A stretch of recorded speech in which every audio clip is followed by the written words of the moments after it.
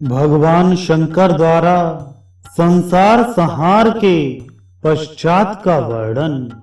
भगवान शंकर कहते हैं, नारद, संसार का संहार हो जाने पर एकमात्र पर ब्रह्म परमात्मा ही शेष रहता है। हम तथा यह चराचर जगत उसी में लीन हो जाते हैं। वह ब्रह्म मंडलाकार ज्योति पुंज स्वरूप है। ग्रीष्म ऋतु के मध्याह्न काल में प्रकट होने वाले कोटि कोटि सूर्यों के समान उसका प्रकाश है। वह आकाश के समान विस्तृत, सर्वत्र व्यापक तथा अविनाशी है। योगी जनों को ही वह चंद्रमंडल के समान सुखपूर्वक दिखाई देता है।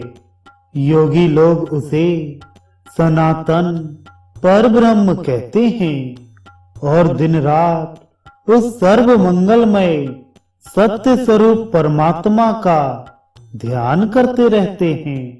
वह परमात्मा निरी, निराकार तथा सबका ईश्वर है। उसका स्वरूप उसकी इच्छा के अनुसार है। वह स्वतंत्र तथा समस्त कारणों का भी कारण है। परमानंद स्वरूप तथा परमानंद की प्राप्ति का हेतु है। सबसे उत्कृष्ट प्रधान पुरुष, पुरुषोत्तम, प्राकृत गुणों से रहित तथा प्रकृति से परे है।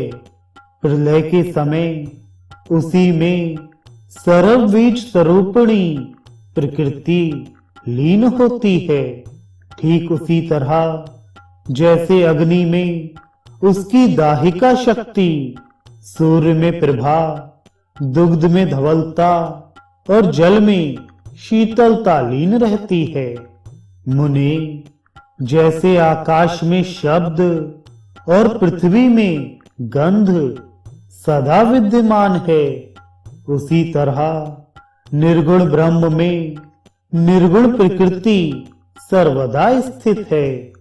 जब ब्रह्म सृष्टि के लिए उन्मुख होता है, तब अपने अंश से पुरुष कहलाता है। वत्स, वही गुणों विषयों से संबंध स्थापित करने पर प्राकृत एवं विषय कहा गया है। त्रिगुणा प्रकृति उस परमात्मा में ही उत्कृष्ट छाया रूपिणी मानी गई है। मुनि, जैसे कुम्हार मिट्टी से घड़ा बनाने में सदा ही समर्थ होता है, उसी प्रकार वह ब्रह्म प्रकृति के द्वारा सृष्टि का निर्माण करने में नित्य समर्थ है। जैसे सुनार स्वर्ण से कुंडल बनाने की शक्ति रखता है, उसी तरह परमेश्वर उपधान भूता प्रकृति के द्वारा सदा सृष्टि करने में समर्थ है।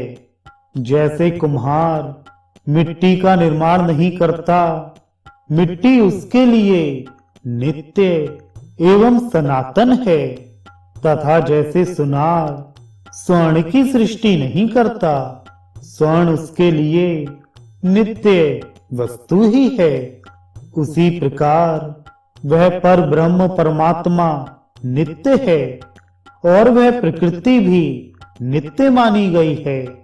इसलिए कुछ लोग सृष्टि में उन दोनों की ही समान रूप से प्रधानता बतलाते हैं। कुम्हार और सुनार स्वयं मिट्टी और स्वर्ण पैदा करके लाने में समर्थ नहीं हैं, तथा मिट्टी और स्वर्ण भी कुम्हार और सुनार को ले आने की शक्ति नहीं रखते। अतः मिट्टी और कुम्हार की घट में तथा स्वर्ण और सुनार की कुंडल में समान रूप से प्रधानता है। नारद, इस विवेचन से ब्रह्म प्रकृति से परे ही सिद्ध होता है। यही बात दृष्टि में रखकर कुछ लोग प्रकृति और ब्रह्म दोनों को ही निश्चित रूप से नित्यता का प्रतिपादन करते हैं। कुछ विद्वानों का कथन है कि ब्रह्म स्वयं ही प्रकृति और पुरुष रूप में प्रकट है। कुछ लोग यह भी कहते हैं कि प्रकृति ब्रह्म से भिन्न है। वह ब्रह्म परम धाम स्वरूप तथा समस्त कारणों का भी कारण है। ब्रह्मन उस ब्रह्म का लक्षण श्रुति में कुछ इस प्रकार का सुना गया है।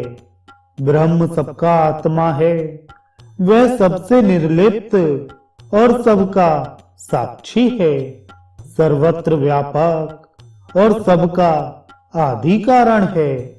सर्व बीज स्वरूपिणी प्रकृति उस ब्रह्म की शक्ति है, जिससे वह ब्रह्म शक्तिमान है।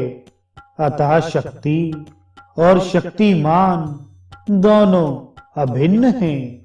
योगी लोग सदा तेज स्वरूप में ही ब्रह्म का ध्यान करते हैं, परंतु सूक्ष्म बुद्धि वाले मेरे भक्त वैष्णव जन ऐसा नहीं मानते। वे वैष्णव जन उस आश्चर्यमय तेज मंडल के भीतर सदा साकार सर्वात्मा स्वेच्छामय पुरुष के मनोहर रूप का ध्यान करते हैं।